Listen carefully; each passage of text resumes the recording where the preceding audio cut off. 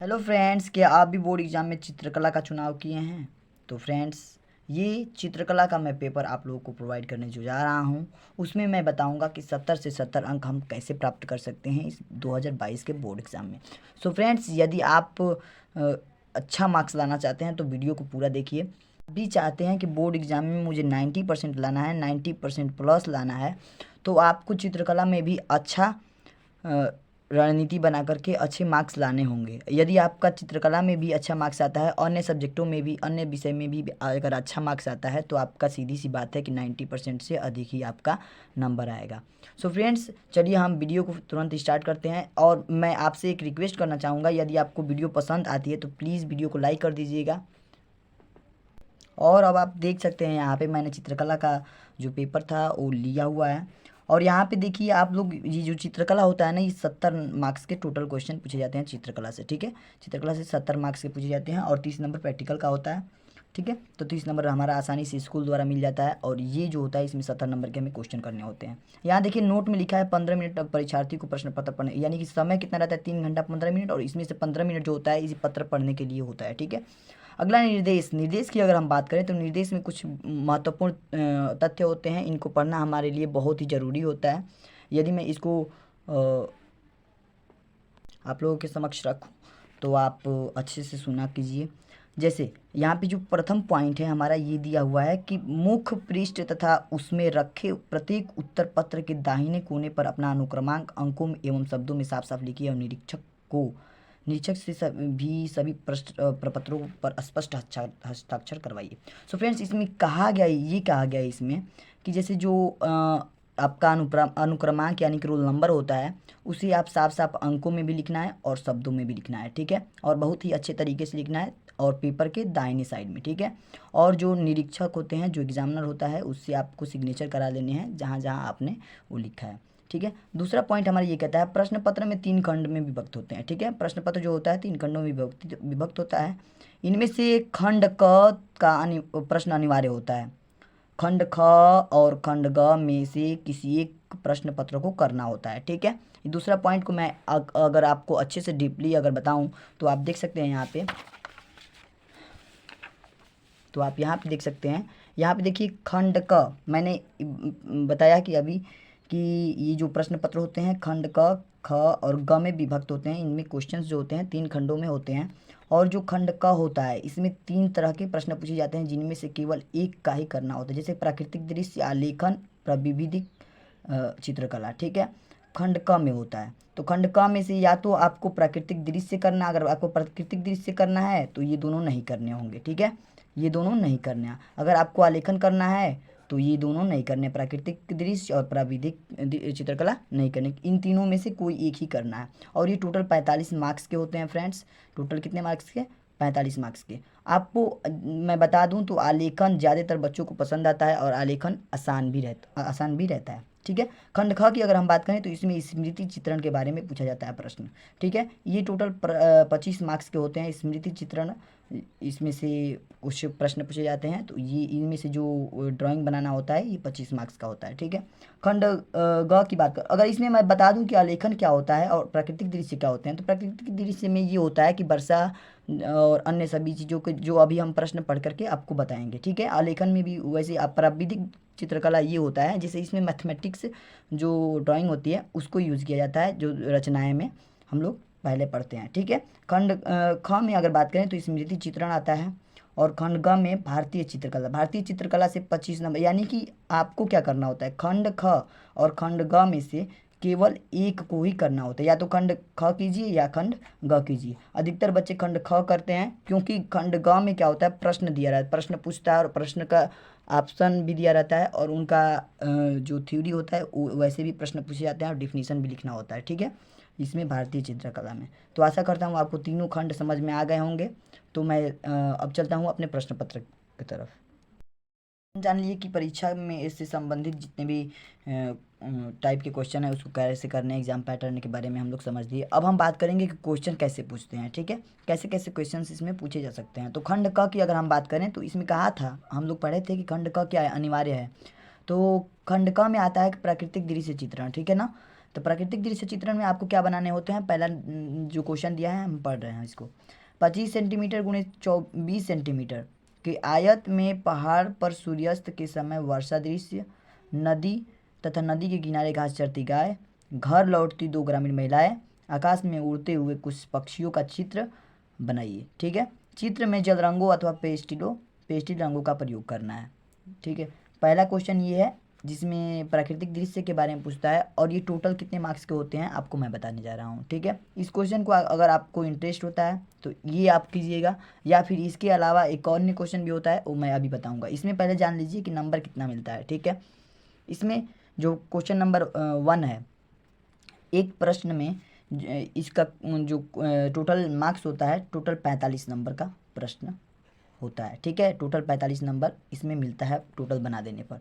तो इसमें कैसे कैसे मार्क्स मिलते हैं, इसमें स्टेप वाइज मार्क्स मिलता है। जैसे कि मान लीजिए सही संरचना एवं परिक्षेप्य बनाते हैं आप, तो इसमें 15 नंबर दिए जाते हैं।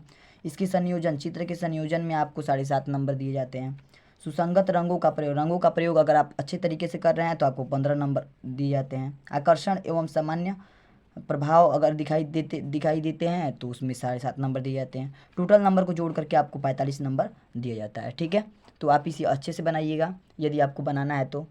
और यदि आपको प्राकृतिक दृश्य बनाने में कठिनाई महसूस हो रही हो तो आप एक और देख सकते हैं, इसमें अथवा करके दिया रहता है। ठीक है, तो अथवा का मतलब होता है कि या तो ओ करो नहीं तो ए, यानी कि दोनों में से कोई एक को करना है। तो अथवा करके दिया इसमें आलेखन, यानी कि इधर हम प्राकृतिक दृश्य चित्रण पढ़े और आलेखन, और एक होता है प्राविधिक कला। तो इन तीनों में से तीनों जो नाम बताए हम, इन तीनों में से किसी एक का ही करना होता है। तो इसमें अगर आलेखन की बात करें तो हम पहले ही बताए हैं कि आलेखन जो होता है इसमें ज़्यादा बच्चे अपना रुचि रखते हैं और ये ज़्यादा अटेम्प्ट करते हैं। तो यहाँ पे देखिए आलेखन में कैसा प्रश्न पूछता है। 18 सेंटीमीटर भुजा के एक वर्ग में पूर्ण मौलिक इकाई की आकर्षण आलेखन की रचना कीजिए, जो कि किसी भारतीय पुष्प, पत्तियों एवं कलियों एवं अलंकारिक मछली का प्रयोग हो। आलेखन अलंकारिक एवं प्राकृतिक होना चाहिए। आलेखन में कम से कम 3 जल रंगों का प्रयोग होना चाहिए।